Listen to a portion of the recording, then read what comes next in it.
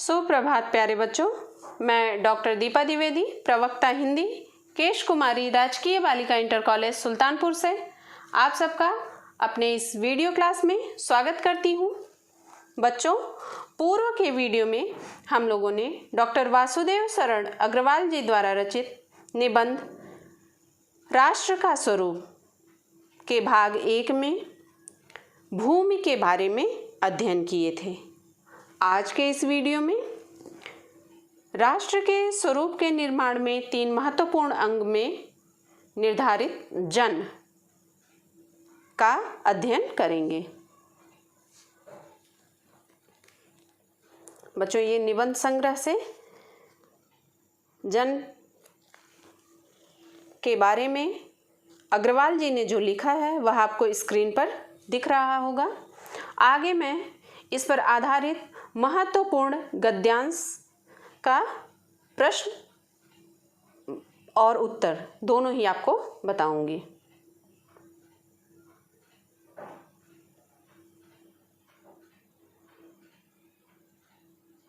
Screen पर बच्चों आपको दिख रहा होगा, यह जन से संबंधित जो निबंध अग्रवाल जी ने लिखा है वह आपको स्क्रीन पर दिख रहा होगा। अब हम आगे बढ़ते हैं और गद्यांश पर आधारित महत्वपूर्ण प्रश्न और उसका उत्तर आपको बताते हैं। गद्यांश देखेंगे बच्चों। मातृभूमि पर निवास करने वाले मनुष्य राष्ट्र का दूसरा अंग है। पृथ्वी हो और मनुष्य न हो तो राष्ट्र की कल्पना असंभव है। पृथ्वी और जन दोनों के सम्मिलन से ही राष्ट्र का स्वरूप संपादित होता है। जन के कारण ही पृथ्वी मातृभूमि की संज्ञा प्राप्त करती है। पृथ्वी माता है और जन सच्चे अर्थों में पृथ्वी के पुत्र हैं। माता भूमि पुत्रो अहम पृथिव्याः। भूमि माता है और मैं उसका पुत्र हूँ। जन के हृदय में इस सूत्र का अनुभव ही राष्ट्रीयता की कुंजी है। इसी भावना से राष्ट्र निर्माण के अंकुर उत्पन्न होते हैं। अब प्रश्न देखेंगे आप।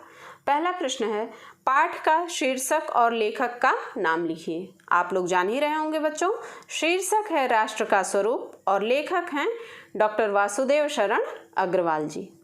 दूसरा प्रश्न है, राष्ट्र की कल्पना कब असंभव है?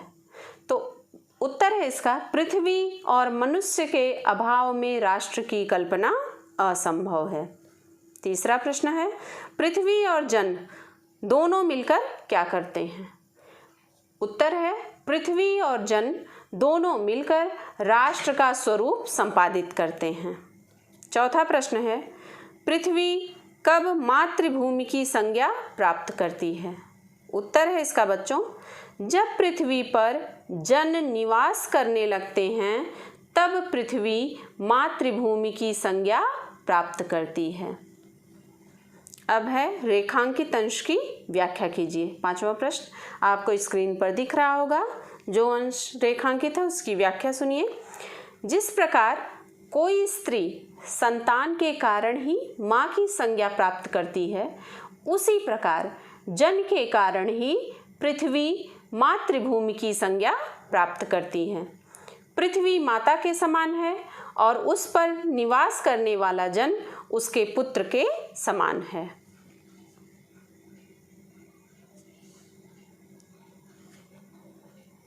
अगला गद्यांश देखेंगे बच्चों।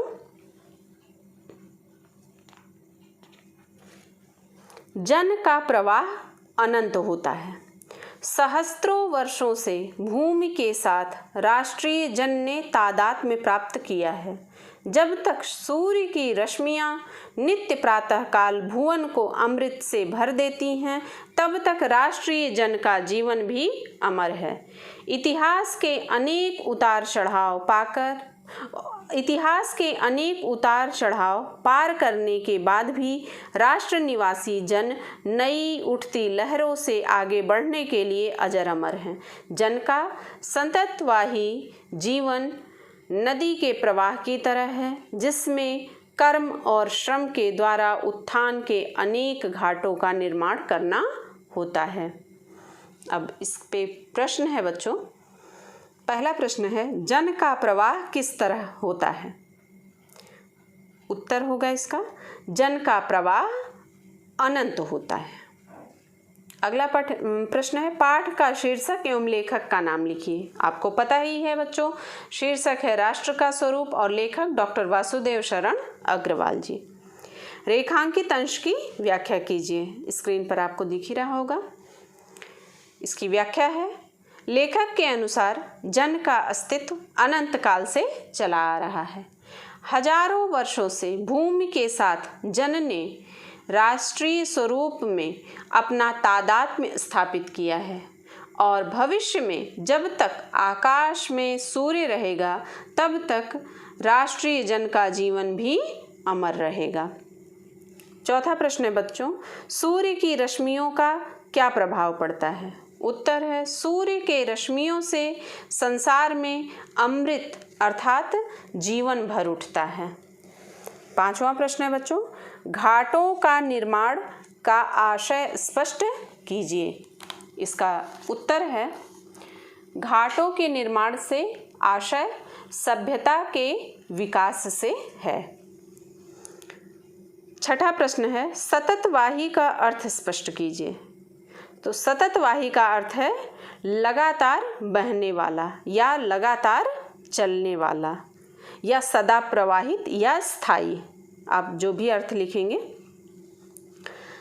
सातवां प्रश्न है, राष्ट्रीय जन ने किसके साथ तादात्म्य प्राप्त किया है? उत्तर है, राष्ट्रीय जन ने भूमि के साथ तादात्म्य प्राप्त किया है। आठवां प्रश्न है, जन की सततवाही जीवन किस तरह है? तो जन का सततवाही जीवन नदी के प्रवाह की तरह है। नौवां प्रश्न है, राष्ट्रीय जन का जीवन भी कब तक अमर है? उत्तर है, राष्ट्रीय जन का जीवन तब तक अमर है जब तक सूर्य की रश्मियां नित्य प्रातःकाल भुवन को अमृत से भर रही हैं। 10वां प्रश्न है, जन का प्रवाह से क्या तात्पर्य है? उत्तर है इसका, जन का प्रवाह से तात्पर्य मनुष्य के पीढ़ी दर पीढ़ी के आगे बढ़ने से है। 11वां प्रश्न है बच्चों, राष्ट्र निवासी जन किसके समान आगे बढ़ने के लिए अजर अमर हैं? उत्तर है, राष्ट्र निवासी जन नई उठती लहरों के समान आगे बढ़ने के लिए अजर अमर हैं। 12वां प्रश्न है, उत्थान के घाटों का निर्माण कैसे होता है? उत्तर है बच्चों, कर्म और श्रम के द्वारा उत्थान के घाटों का निर्माण होता है।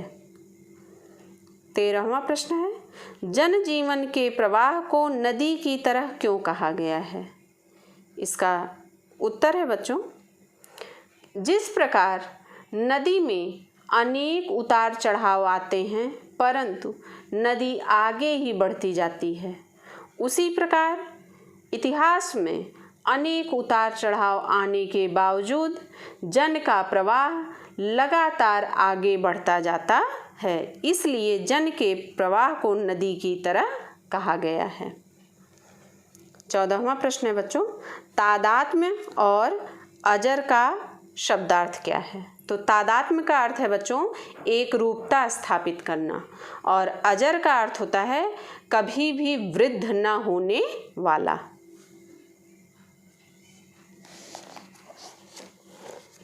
अगला गद्यांश देखेंगे बच्चों, स्क्रीन पे आपके दिख रहा होगा। माता अपने सब पुत्रों को समान भाव से चाहती है। इस पे आधारित प्रश्न है। पहला प्रश्न है, माता अपने सब पुत्रों को किस भाव से चाहती है? तो उत्तर पहली ही लाइन में छिपा है, माता अपने सब पुत्रों को समान भाव से चाहती है। दूसरा प्रश्न है, राष्ट्र के प्रत्येक अंग की सुध हमें क्यों लेनी होगी?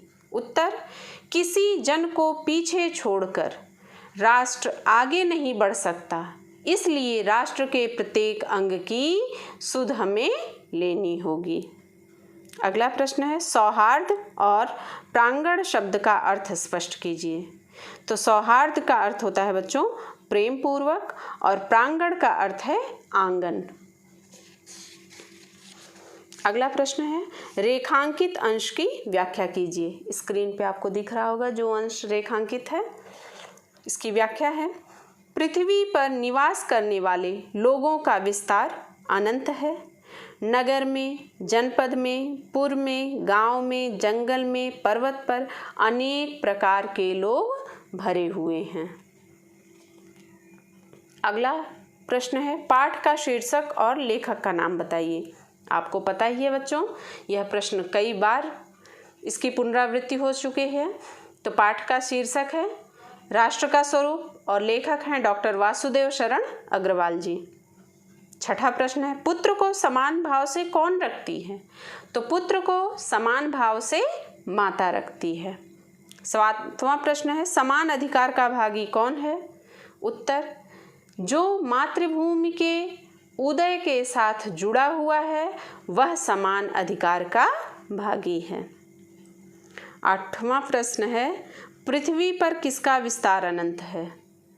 उत्तर है इसका बच्चों, पृथ्वी पर निवास करने वाले जन का विस्तार अनंत है। नौवां प्रश्न है, अनंत और जनपद का अर्थ लिखिए।